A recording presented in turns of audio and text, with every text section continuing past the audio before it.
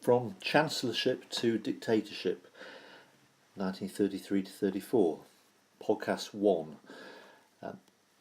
Calling this podcast Hitler's Card Hand because it's a useful image to put in your mind. You have to try to imagine the day that Hitler became Chancellor. Although we know that Hitler would eventually become a dictator and would hold power, taking Germany into World War II, it was by no means seen that way at the time.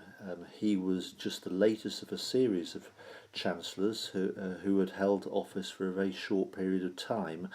And when Hitler became chancellor on the 30th of January 1933, following Brüning and then von Papen and then Schleicher, who had all fallen very quickly, there was no reason that people didn't think Hitler would have a go, and he too would be dismissed by Hindenburg because he couldn't govern Germany effectively. We of course know that wasn't the case. So what was Hitler's situation? He would have looked at his situation, he would have looked at the ace cards in his hand and the problems, the difficulties that he faced, and he would have weighed the two against each other. First of all, the advantages. Hitler was Chancellor. That was new. Okay, he was the senior minister in the cabinet. Obviously going to play in his favour. Secondly, unlike any previous Chancellor, he is Chancellor at the head of a very, very popular party. The Nazis have got more support than any other party in the history of Germany. No party has had so much support. 1 out of every 3 Germans had voted for the Nazis in November 1932, about 6 weeks before Hitler was appointed Chancellor. They are popular on the streets. Brüning, von Papen and Schleicher, none of those chancellors had got popularity on the streets. Thirdly, the Nazis have got many influential backers in the corridors of power, people who can see definite advantages of Hitler staying on as Chancellor for the long term. Businessmen in particular, the big businessmen, the owners of factories and huge businesses, can see that Hitler, unlike any previous chancellor, has got the means to crush communism. In particular, the fact that the Nazis have got a private army, the SA, with that ability to crush communism. Army leaders who are very influential in government. Remember, President Hindenburg himself is a general, surrounded by other army leaders. They can see that Hitler's promises to rebuild a strong army, to rearm Germany, will play in their hands. That doesn't mean that they want war, and Hitler never said he wanted war. But what they do want is a chancellor who will put money, government money, into building up an army. And so the army leaders backed Hitler as well. Other advantages, now that he is Chancellor, he's got access to the state radio. Now, bearing in mind that one of the conditions of Hitler accepting the Chancellorship is that there will be another set of Reichstag elections, Hitler knew exactly what he was doing there.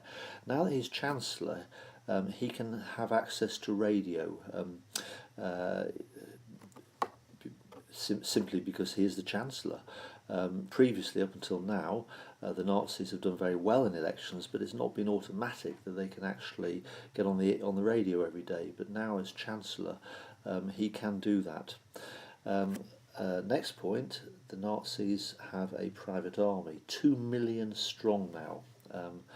And again, hugely impressive force, which Hitler can use partly as a propaganda tool to display unity and strength, but also now that he's in power, he can actually start using it in other ways, in particular for making it difficult for other parties to campaign in these elections that are coming up.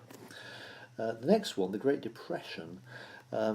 It's been going now for the best part of 3.5 years, and progressively more and more Germans are unemployed. Remember, the Great Depression was a worldwide depression, and there are all the signs now that it has actually bottomed out. In other words, that world recovery is starting again. And that will play in Hitler's favour, because it's really important that he solve the unemployment problem. Well, in a sense, if the world economy is recovering, then unemployment will start to be solved anyway, whether Hitler does things or not, and that will work in his favour. And kind of related to that, a few weeks before Hitler became Chancellor, reparations had been cancelled by the Allies. It was finally recognised that Germany, it was unfair, and that Germany could not really handle the reparations bill, and they had been cancelled. And Hitler took power exactly the right time because he was able to reap the benefits of that in terms of economic recovery and creating jobs, as we will see in future presentations. Disadvantages, though. Okay, it wasn't all rosy. The Nazis only had 3 out of the 12 cabinet positions, and of the 9 cabinet positions that they did not hold, that were held by non-Nazis, key positions in the government were held by non-Nazis: foreign policy, defence, and economy. Next one, President Hindenburg has got the power to dismiss Hitler at any time. Remember, Hindenburg had sacked Brüning, Hindenburg had sacked von Papen, Hindenburg had sacked Schleicher. Hindenburg, if he wishes to, could sack Adolf Hitler as Chancellor. And if Hitler resisted that, Hindenburg commands the armed forces. Okay, in the same way as our Queen is effectively the commander of our armed forces. It is the Royal Navy, the Royal Air Force. Well, in Germany, the head of state, the president, commanded the armed forces. So if Hitler refused dismissal, then he would have to take on the army, and he doesn't want to do that because he needs the army for his long-term plans, which we now know were about invading Russia eventually for living space. Okay, he could use the SA, that was an argument, that's what Rome wanted. Rome wanted the SA to become the future army, Hitler didn't. The SA may have been 2 million strong, but they were not a professional army. Okay, the German army were not Nazi, but they were professional. They knew how to fight wars, and they were in sympathy with what Hitler wanted. Next point, a disadvantage, Hitler was boxed in, remember. That was again part of von Papen's plan. When Hitler was offered the chancellorship, they believed, von Papen believed, Hindenburg believed, the army leaders believed, the businessmen believed, all these non-Nazis who were in sympathy with Hitler, but they were not Nazis, believed that they could turn Hitler into their puppet, that they could tell him what to do. He would run Germany in their interests. And eventually they would get rid of him. So that was a constraint on Hitler. For example, he wasn't allowed to be present at any meeting between Hitler. Hitler wasn't allowed to be present at any meeting with Hindenburg without von Papen at his side. There were still 6 million unemployed. That's a key thing. Hitler's got to basically create jobs. He is very popular, but his popularity is dependent on creating jobs for the Germans. And if he can't find a way of creating jobs, then he will lose popularity. So that is something which he's got to work at. It is not inevitable that he will keep hold of power. And going back to that issue of popularity, okay, 1 in 3 Germans had voted for the Nazis. They were the largest party in November 1932, but what that actually means is 2 out of 3 Germans hadn't. And those 2 out of 3 Germans who hadn't were mainly working class Germans who had voted for the Communist Party or for the Social Democrats.